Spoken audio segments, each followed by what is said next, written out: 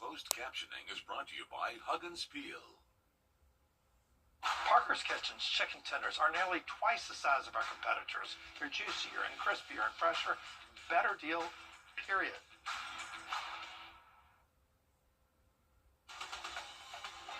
Live from Augusta, we're watching News 1226 this morning. This is what downtown Augusta is going to look like today in North Augusta downtown North Augusta. One of those two. Jack-O-Lantern Jubilee kicks off today. We're going to hear how businesses are getting ready. Plus, Augusta leaders are trying to find a way to work out next year's budget, but the options may cost you. We'll show you just how much in just a few minutes. We've got that and much more just ahead, but first, good morning. Thank you for joining us on this Friday. I'm Nick Proto. And I'm Ashley Jones. Thank you so much for waking up with us here on News 12 this morning. Now streaming live on Wrdw+. Well, the time is now 6 a.m. We're getting you weather prepared for the day. Your first alert meteorologist, Emily Acton, standing by. Good morning, Emily. Good morning and happy Friday. Starting off our morning a little bit chilly, but this is what we have to look forward to as we go throughout the afternoon. Very close to average high temperatures for us. We'll be in those middle 70s before when we officially hit that afternoon high. Plenty of sunshine throughout the day today. That's going to continue for your Saturday. Temperatures will cool off just a little bit. Sunday looking mostly dry, but overcast sky conditions as rainfall will be making its way into our area. Monday looks to be a little bit of a washout for us. Unfortunately, we'll see that rain continue into the start of our Tuesday, but we have a lot of rain to talk about in the forecast, and it's going to be beneficial. We really need some rainfall as we're seeing moderate and even severe drought conditions, but that's going to cool us off a good bit. We'll talk temperatures a little bit later. All right, thank you.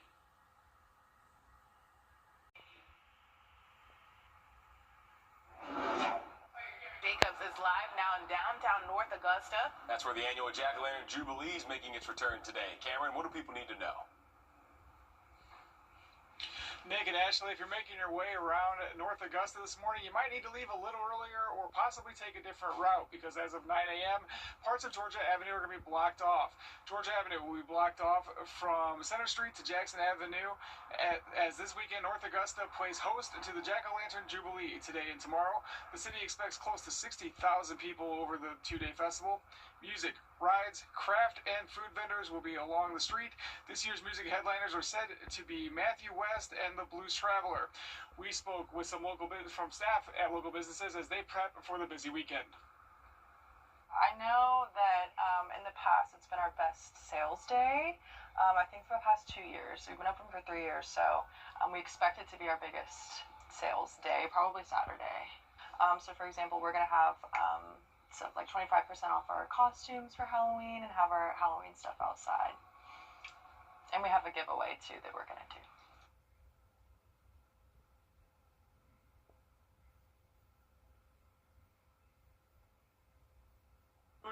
But expect Georgia Avenue to be closed off until right around 2 a.m. on Sunday. All right, going to be a great weekend out there. Thanks, Cameron. That's right. And there are much more Halloween events coming up this weekend. Also later today, the Glasscock County Sheriff's Office is hosting a trunk or treat starting at 6:30. And then tomorrow, the City of Aiken's Department of Parks and Rec and Tourism is holding a trunk or treat.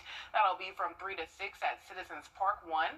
There are more Halloween celebrations this weekend leading up to the 31st. You can find all of them on our website, wrdw.com. Crossing the river now to Augusta, where commissioners are starting to work out the next possible budget. 6:05 now, Richmond County deputies arrested 3 men in an anti-gang raid at the Archer Green Apartments on Damascus Road. They say one of those suspects was wanted in connection to a deadly 2024 shooting. This is Damian Bell and Zaquan McNair. Bell is charged with 7 crimes, including violation of the Street Gang Terrorism and Prevention Act. He was named in a 42-count gang indictment earlier this month that was connected to a drive-by shooting at a home and more. Deputies say McNair was already wanted in connection to the deadly drive-by shooting that killed 54-year-old R.G. Jones, a homeless woman. That happened last July on Ellis Street. Deputies say McNair and others were targeting a rival gang, and Jones was caught in the crossfire. He now faces 7 charges, including murder. A 3rd suspect was arrested on gun and drug charges. Investigators say they took a gun, more than $5,000 in cash, and about a pound of marijuana.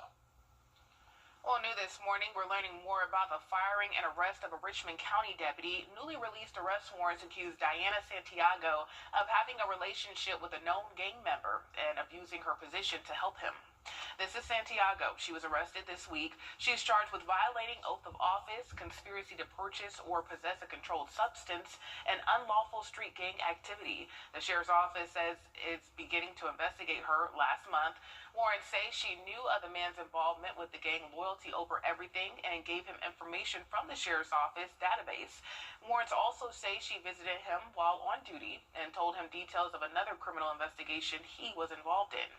Now, according to the sheriff's office, Santiago has worked there since May of 2020. Since then, she's received 926 hours of training, including gang awareness training in both 2024 and this September. Officials say in that training, it focuses on the Georgia Street Gang and Terrorism Prevention Act. That act enhances the penalties for crimes connected to gangs or that benefit gangs. An affidavit says she was denied bond. Last night, Aiken County officials responded to a fire off Lakeview Avenue in Langley. Officials say the sheriff's office and fire crews were called in around 8:30. Right now, we're still working to learn the cause of that fire, and if anybody was inside or hurt, we'll keep you updated as we learn more. Well, Georgia Police Department is now expanding its special victims unit to help fight online child predators.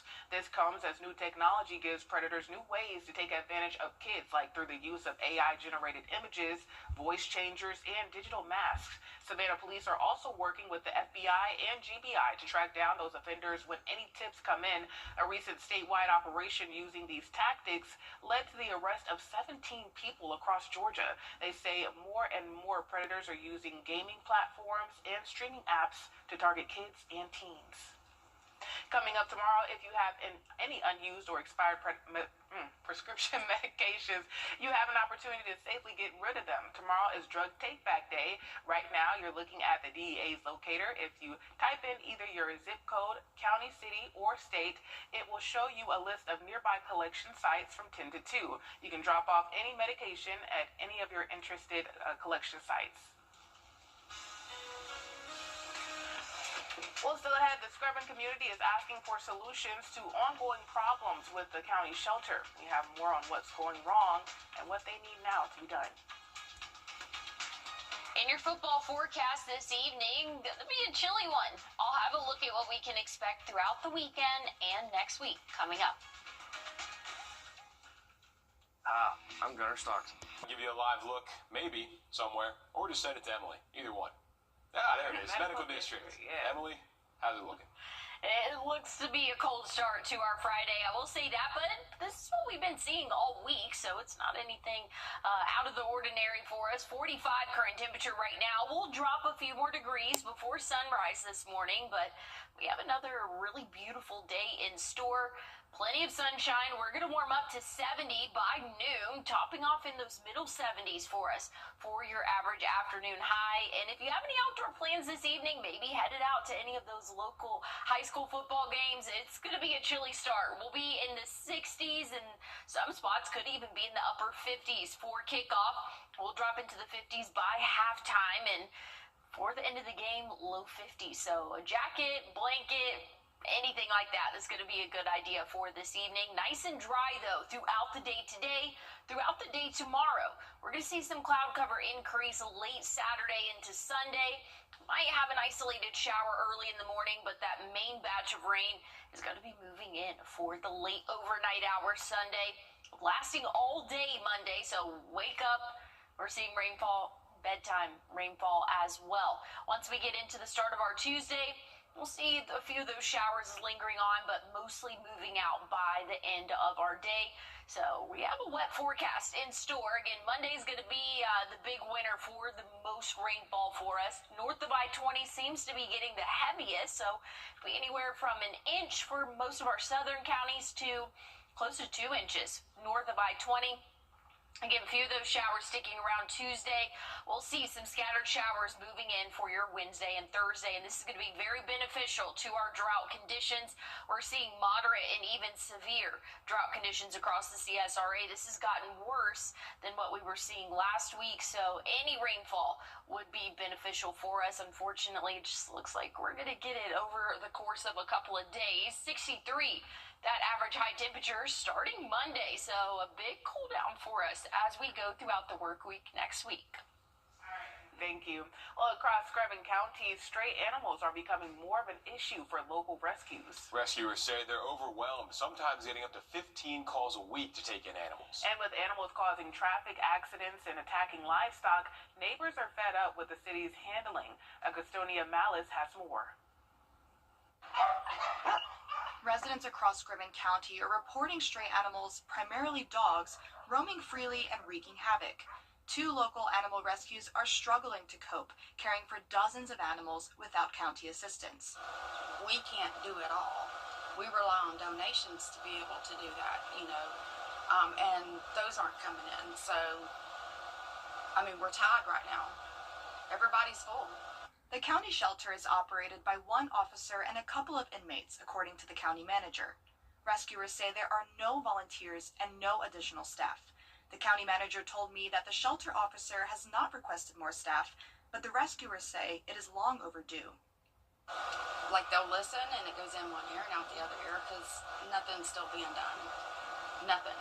Both rescuers believe a county ordinance requiring spay and neuter would help control the overpopulation issue. Right now, many pet owners simply cannot afford surgery and face obstacles when they try. Those clinics over there are booked so far out that even when you're trying to be a responsible pet owner and you're trying to get spay-neuter appointments, you can't get them. With no local vet, residents often drive about 40 minutes out of town for basic care. And while the county has reported 0 euthanizations, Becca says that is part of the problem and why neither the shelter nor the rescues are able to keep up. As a family, me, the kids, my husband, we clean the kennels. We have outdoor kennels. We take care of these dogs 24/7, 7 days a week. You never get a day off. The county says they can improve the shelter's staffing, but only if the shelter officer requests it. Right, the time is now 6:16, and it's time for our Take Me Home segment. We have Jay here from...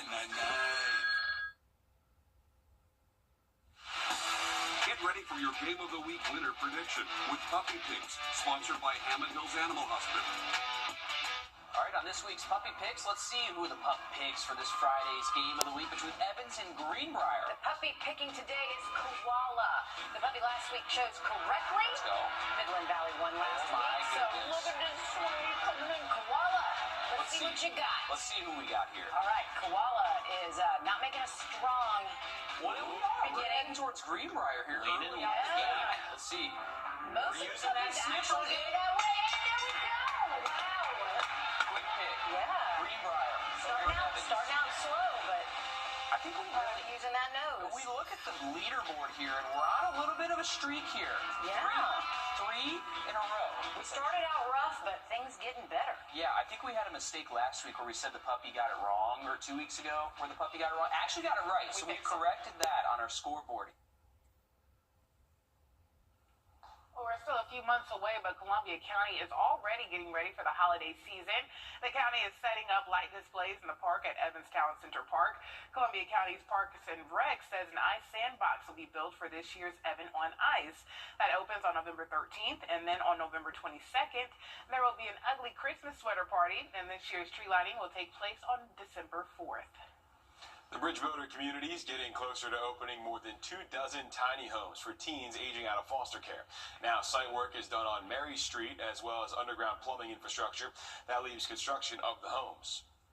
Past today, you'll see all these green pipes sticking out of the ground.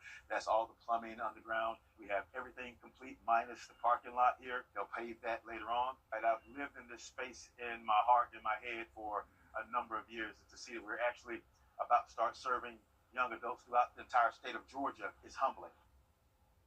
He says the young adults will not only get a place to live, they'll get mental health counseling, workforce initiatives, and life skills training. The project has been funded by the community support so far, and now they're asking for you to buy a legacy brick. The bricks will create a pathway in the area's Serenity Garden. Those bricks are available to buy. There are 1,000 bricks. They're $200 each. You can also engrave whatever you want on them. You have until December 2nd to buy one, or until they run out. And leaders expect the tiny homes to be open by next spring. Well, Nike sees motorized shoes as a part of its Here's a look at your community calendar. Augusta Symphonies presents Second Chances tonight from 7:30 to 9:30 at the Miller Theater on Broad Street. You can hear pieces from concerts that were canceled by COVID and Hurricane Helene. Should be a great night if you do have any plans. Right now, starting off our day nice and dry, a little bit on the cooler side of things. We're in the middle 40s right now, so stepping out the door, you're going to want a jacket. You're not going to need it for the afternoon, but if you do have any Friday night football plans, you're going to want to have a jacket, possibly even a blanket as well. Kickoff temperatures low 60s, upper 50s in some spots. We'll see the 50s by halftime, low 50s, I should say, but things are looking a little bit chillier than what we have been used to for your Friday night football games. And good news is things are looking dry. It's going to stay dry throughout our Saturday, Sunday.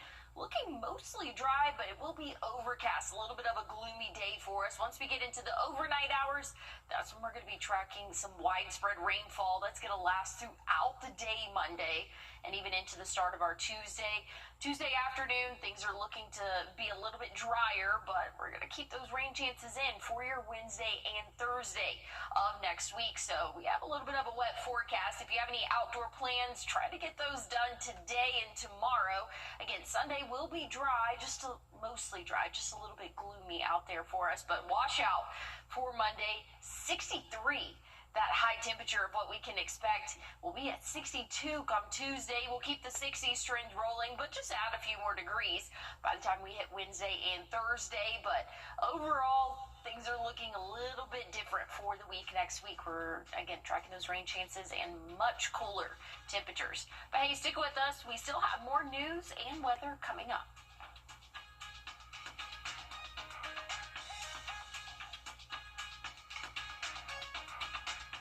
In schools across America, children... Live from Augusta, we're watching News 1226 this morning. Now on News 12, commissioners discussing what to do for next year's budget and the multi-million-dollar deficit. And right now, the options could cost you more ways than one. And final preps are underway in North Augusta for the return of Jack-o'-lantern Jubilee. We're going to have more on what local businesses expect coming up. A lot to get to this morning, but first, good morning. Thanks for joining us on this Friday. I'm Nick Proto. And I'm Ashley Jones. Thank you so much for waking up with us here on News 12 this morning. Now streaming live on Wrdw+.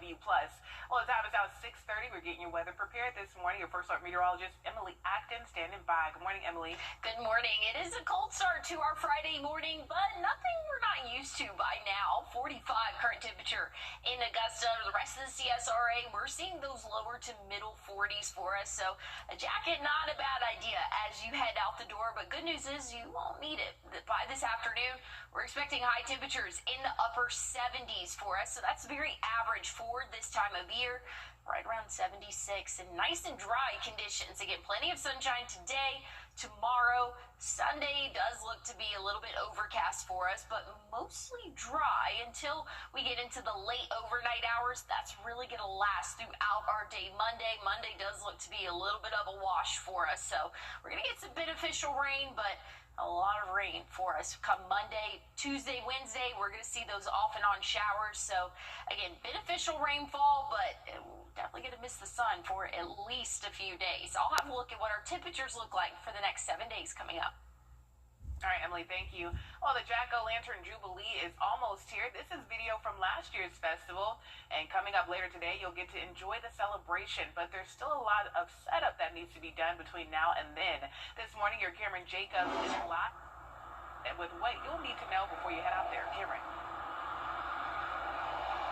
Ashley, if you're making your way around North Augusta this morning, you might want to leave a little earlier or possibly take a different route because as of 9 a.m., parts of Georgia Avenue are going to be blocked off. Georgia Avenue from Center Street to Jackson Avenue will be blocked off as this weekend North Augusta plays host to the Jack-o'-lantern Jubilee. Today and tomorrow, the city expects close to 60,000 people over the two-day festival. Music, rides, crafts, and food vendors will be along the street. This year's music headliners are said to be Matthew West and the Blues Traveler. We spoke with some local businesses as they prep for the busy weekend. It's pretty much doubles or almost triples in size just in 2 days. I mean, we're seeing thousands of people come in just to spend the whole day here. ride rides, bring their kids to the bounce house, eat food, see the concert that's going to be out here. So it's always a great time just, see new faces and stuff like that. It looks like it's going to be a fun weekend for the kids and a chance to get some good food and make sure, and those roadways are going to be closed until 2 a.m. on Sunday. All right, thanks for that, Cameron. It's always a good time out there. They get the Ferris wheel going, too. You see that in downtown North Augusta. So head out there, and hopefully the weather is good for it. Thanks for that, Cameron. If you want more Halloween fun this weekend, there are some events you can head to. If you can't make it to Jack-O-Lantern Jubilee tonight or tomorrow, the Blythe Area Recreation Center is hosting some Halloween fun. It's going to be at 3129 Highway 88 from 6 to 8 tonight. Tomorrow, the Aiken Family YMCA is hosting a trick-or-treat trail from 5 to 7. There are plenty more events this weekend and next week. You can see the full list on our website, wrdw.com. Well, moving to Augusta now, where commissioners are getting to work on what to do about that $21 million deficit as they work on next year's budget. You have the municipal building on Telfair Street. 6:35 now. 2 teens are under arrest in connection to a shooting that injured a Burke County deputy at a block party. It's 19-year-olds Nigel Newkirk and Jakari Crawford. Officials say they were arrested Monday. Newkirk was also hurt in that shooting. We first told you about this incident October 11th when Sergeant Charles Schofield was grazed by a bullet on Virginia Avenue. Schofield is recovering at home. Another person was shot in the back that night. She's also stable. Newkirk and Crawford are charged with 2 counts of aggravated assault, reckless conduct, and more. Crawford faces an additional aggravated assault charge. The Burke County Sheriff's Office says more arrests or charges are possible. Well, 6:35 now, we're on your side this morning with a safety alert about multiple boil water advisories. Officials in Aiken County say the boil water advisory we told you about yesterday is now over, but there is now an advisory in place in Edgefield County. There are many streets affected by this, but here are a few.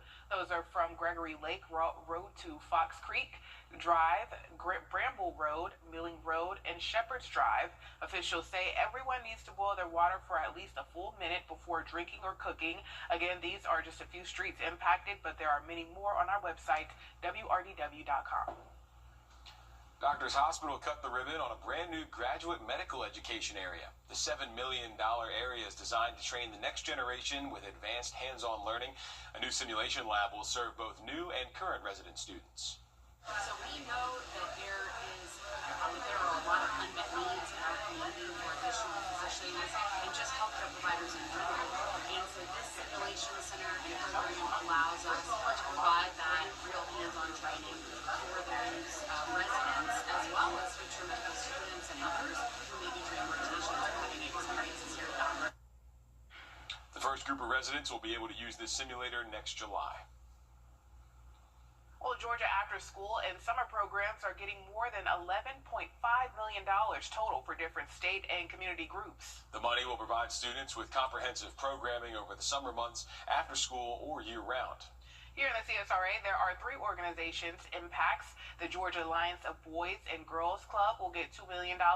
The Georgia Alliance of YMCAs will get $1.8 million. And the Georgia Recreation and Parks Association will get $1.6 million. None of the community groups getting money are in the CSRA. But over in South Carolina, a new report says there's not enough access to after-school programs. Researchers say only 18% of parents who want their kids in after-school programs are able to do so. They found many parents say programs are either too expensive or there's just not enough they can safely get their kids to. Right now, just under 80,000 kids in South Carolina are in after-school programs, with more than 350,000 without. The Richmond County Sheriff's Office remembering one of its own 14 years later. Yesterday, we told you 14 years ago, Deputy J.D. Paul was shot and killed. He pulled over on Bobby Jones Expressway to help a stopped car and was shot multiple times before he could even put his motorcycle kickstand down. Paul did shoot back and hurt the shooter, who then took his own life before authorities showed up.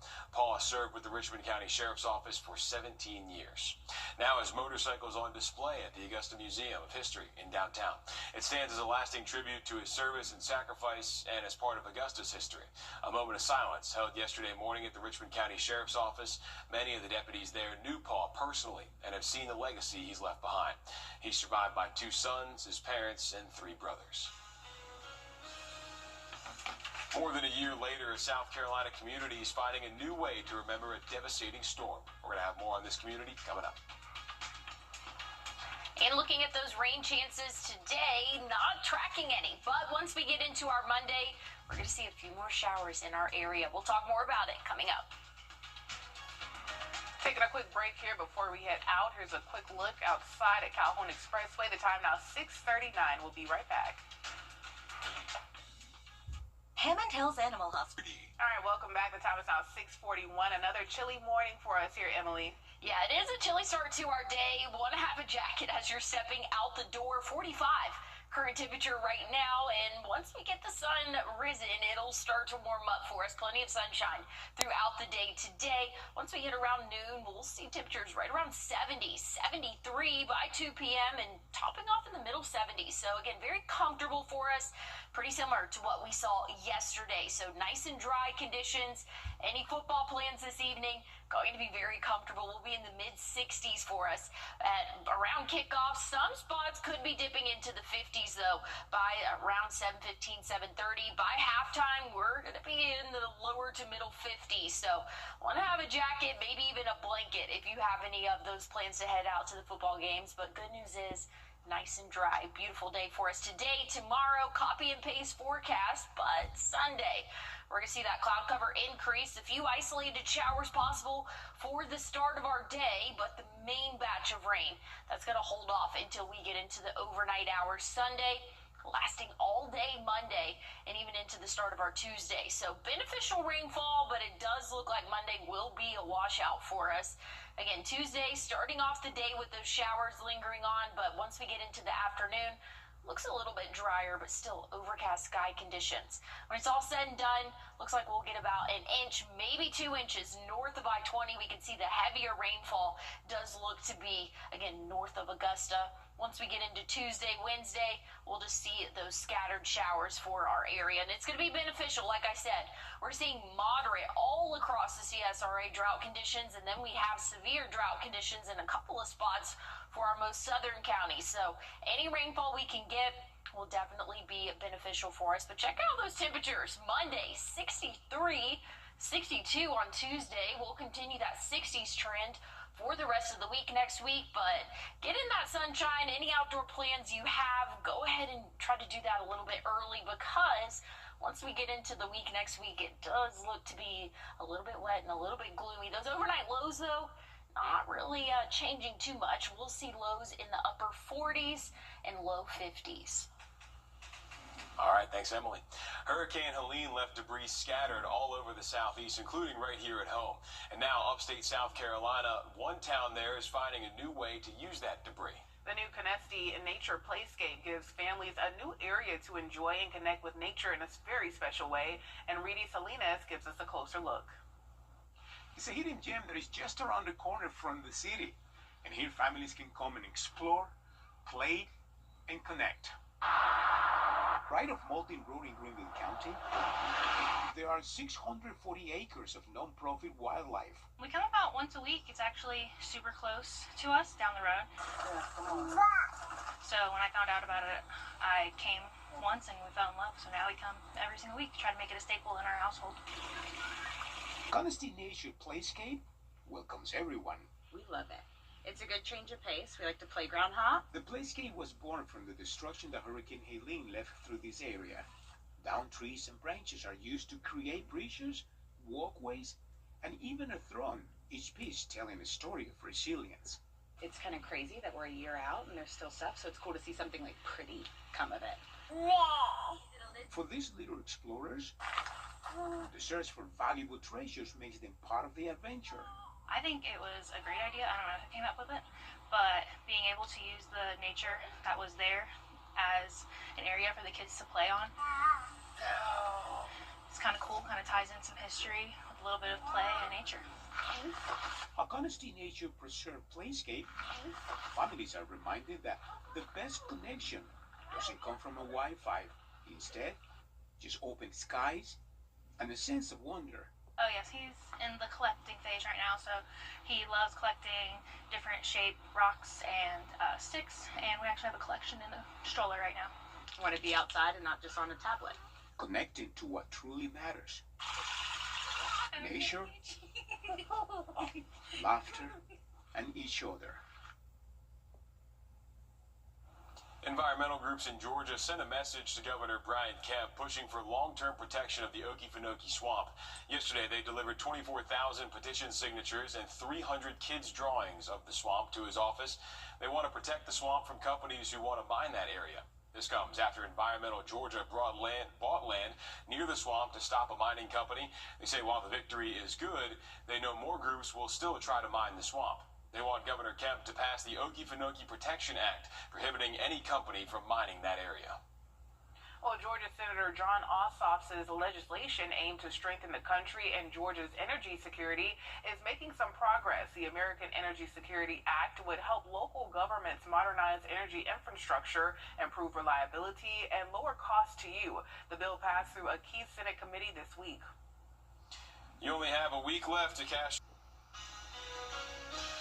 Taking a quick break, but first we're taking you outside to Walton Way at 648. I'm Gail King. Coming up. And Instagram. Oh, welcome back. We're taking a live look now over the Calhoun Expressway. The time is now 6:51. Take it away, Nick. Honoring the unknown and the unclaimed, the Aiken County Coroner held its annual pauper burial for those who can't have a regular funeral, and community members gathered to show their respects to the 17 people laid to rest. We spoke to the man who buries each one about why he believes that ceremony is important. Well, I always say it's the last thing you could do for somebody. And, I mean, you know, usually when people leave a cemetery, that's the last thing they've done for a loved one. So do it to the best of your ability and make sure that you give them a memorable experience, because that's the last moment they put their loved one down. The Aiken County Coroner says there are many reasons someone can go unclaimed, from personal estrangement to financial reasons. And coming up tomorrow, students at Payne College and the Williams Memorial Young Adult Ministry are holding a Stand Against Violence event from 3 to 5 at the Williams Memorial CME Church on the 15th Street. Again, that's happening tomorrow. To honor 22-year-old Laken Riley, the UGA nursing student killed on campus last year, the Laken Hope Foundation is organizing a 5K run in her home county. The Live Like Laken 5K is tomorrow morning at 8 a.m. Officials with the event say last year they raised more than $30,000 for the Laken Hope Foundation. She was a Cherokee County native. I think it was really important for us to be a part of that as well. And she inspires so many people daily. And I think it is just an honor to be a part of this event and to be able to continue her legacy. With their packet, runners get a t-shirt, bracelet, pamphlets with safety tips for running by yourself, and personal pocket-sized alarms. The Laken Hope Foundation helps to promote safety for women and give tuition aid to nursing students and children's health care. Well, recapping our top stories here, Jack-O-Lantern Jubilee is making its return to North Augusta later today. And the city's getting ready to welcome thousands to downtown. But first, a heads up, Georgia Avenue from Center Street to Jackson Avenue will be blocked off today and tomorrow, as the city's expecting close to 60,000 people over the two-day festival. You can find music, rides, craft, and food vendors along the street. This year's music headliners are Matthew West and the Blues Traveler. We spoke with staff from a local business that are preparing for the busy weekend. I know that in the past it's been our best sales day. I think for the past 2 years. We've been open for 3 years, so we expect it to be our biggest sales day, probably Saturday. So for example, we're going to have like 25% off our costumes for Halloween and have our Halloween stuff outside. And we have a giveaway too that we're going to do. And remember, those road closures will be around until 2 a.m. on Sunday. Well, Augusta's commissioners are getting to work on what to do about that $21 million deficit as they work on next year's budget.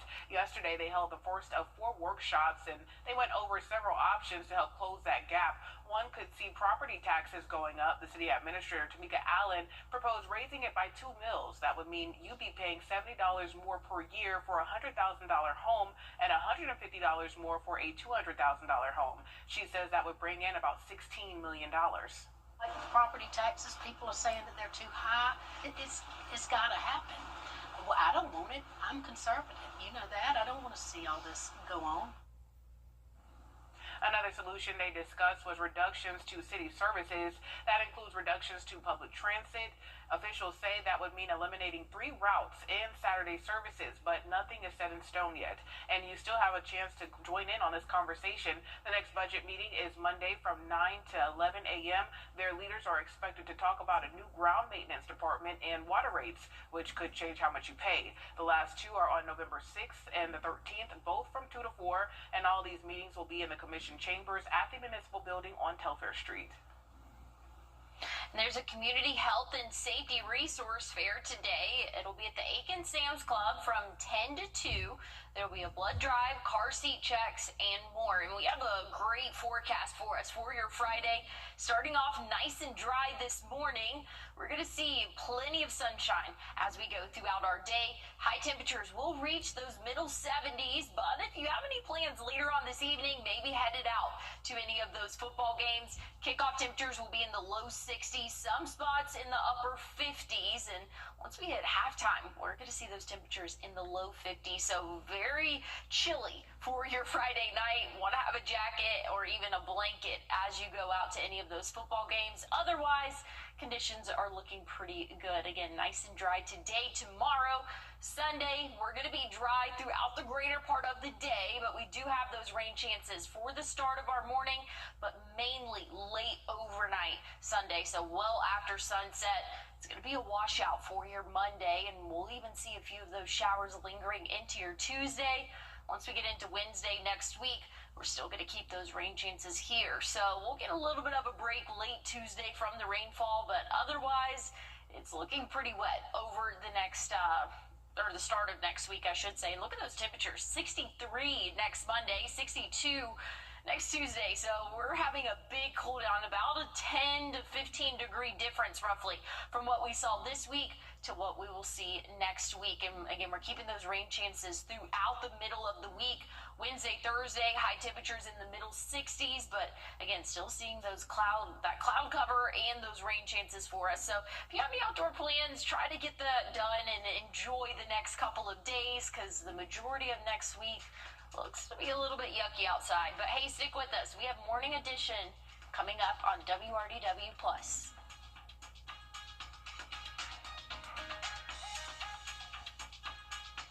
Time and Tip, brought to you by your First Alert Weather Team. Join us right here on